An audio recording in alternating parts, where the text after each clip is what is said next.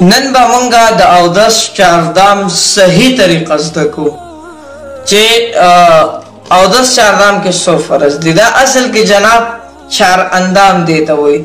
چار اندام ورته ولې وایي؟ څلور اندام دي کې وینځل دي چې هغه فرض دي، که نور هم نشي خو چې دا څلور ووینځلی شي نو په هغې باندې ستا مونځ کېږي، ستا تلاوت ته په قرآن راغستی شي، ته به هر څه کولی شي. هغه څلور کم دي. یو جناب مخ د خپلو حدودو پورې وینځل. د مخ حدود هغه کم دي؟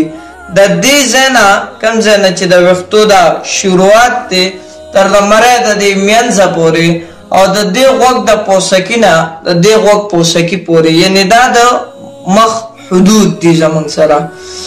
دویم چې کوم دی موږ سره مټې دي، لاس دی، خو زمونږ اکثر خلک وایي لاس څنګلو پورې وینځل. نه، د څنګلو سره وینځل، یعنې د څنګلو نه یو دوه ګوتې بره د څنګلو سره لاس وینځل.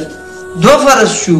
دریم فرض د سر څلورمه حصه مسح کول دي، یعنې دا لاس لونجو په سر د کېښوستو، بس دا ستا مسح وشوه، دا ستا فرض وشو.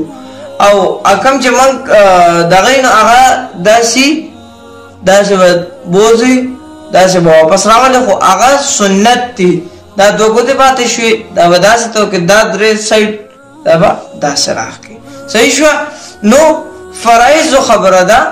نو د سر د څلورمې حصې مسح کول، یعنې چې لون لاس په سر کې دی دا د سر د څلورمې حصې مسح شوه.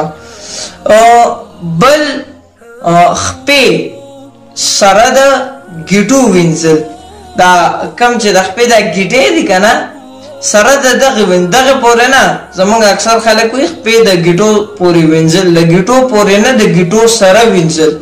صحیح شوه؟ دا د چهاراندام صحیح طریقه وه. نو کومو ملګرو ته چې څه ناڅه علم د دې نه حاصل شوي نو ټولو ملګرو ته دا ګزارش دی چې دا معلومات نور ملګرو سره هم شیر کړي. ټولو ته به پته خو د ثواب په نیت ټول ملګري شیر کړي. والسلام.